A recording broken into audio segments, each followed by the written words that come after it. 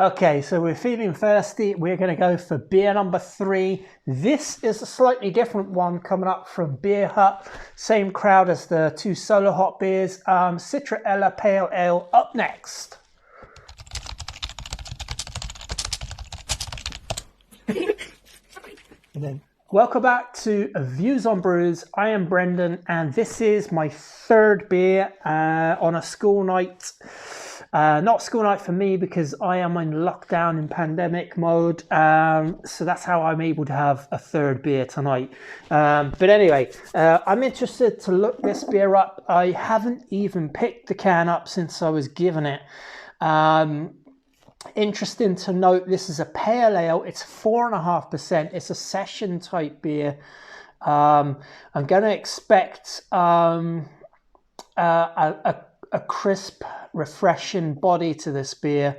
The beer itself has to play a part in the profile of the flavors going on here. It's not just about Citra and Ella. Ella's that hop that I think was, well, it's an Australian hop, but I think it was previously called Stella hops. And then there was the copyright from Stella Artois. Correct me if I'm wrong there, or I'll edit it out. Citra hops, well, everyone knows about Citra hops, but interesting to note about Citra hops. Since since in the last about 4 years of homebrewing, I've noticed that Citra hops have gone up by about 70% in price. They're just so well liked, universally so. They give you that citrus flavor, but they also give you a real good tropical flavor on top of it, and you just can't go wrong with Citra, and it combines with so many other hops. In this instance, Ella. I've used Ella hops. They're quite an interesting flavor profile hops, but we'll get into it and we will see how the Citra and the Ella work together. The beer is absolutely filled right to the brim, so that's a really good start. Again, I note quite a lot of Beer Hut beers have this very light profile base malts. Obviously all of their beers are different and they have different grists in their malts for the brew, but they tend to be on the light side, and that's what they do well, and there's absolutely nothing wrong with that. This beer here is almost like white grapefruit color. There's just a tinge of yellow to it. It's almost like opaque yellow. I don't know, maybe it's Pilsner malts. What does it say? There's barley in it, so I would say there's a decent amount of barley in here because it is very, very hazy. Decent amount of carbonation going on in there, which I like.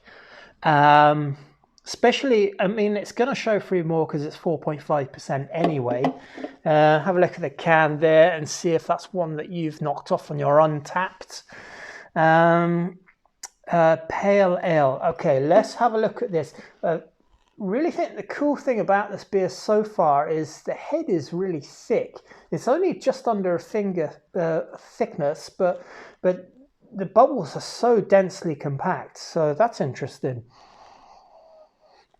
Unmistakable Citra hops on the nose, citrus, tropical fruits on the nose, but it's that really sort of not sharp, but high sort of citrus note from the Citra hops.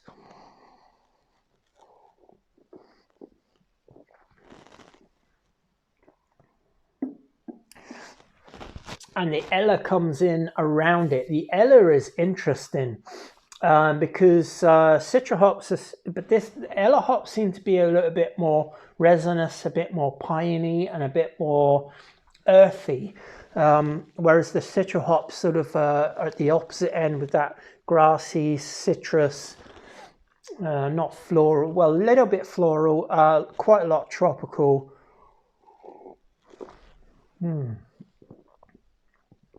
Again, it's one of those beers that's low bitterness, and they've put the hops in towards the end or in the whirlpool alone, I'm not sure. but it feels like they've just gone with like late hopping schedule for their brew. It's a summer beer for sure. I've noticed that about all three of these beers actually have all been kind of summer beers. Now, I'll drink IPA and pale ales all throughout the year, but there's a time and a place for every single beer where it's absolutely perfect.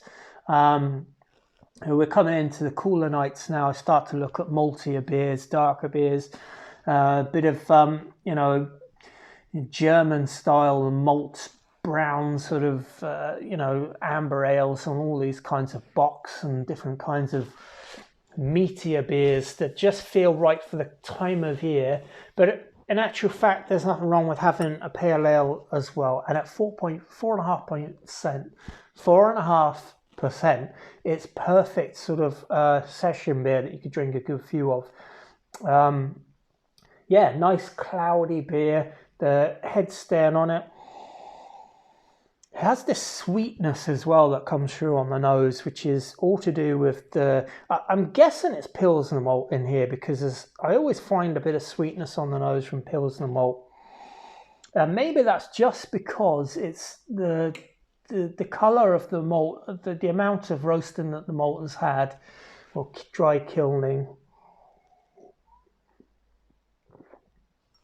leaves that sweetness to be converted in the mash. It's absolutely lovely. Nice bit of sweetness, very juicy, but very pillowy soft to drink. Very nice beer. Again, that's another really quick beer review. Beer Hut Brewing Company, Kilkeel County Down. That's my view on this brew. Go get it. Cheers. Sláinte, bye, and it's on to the next one.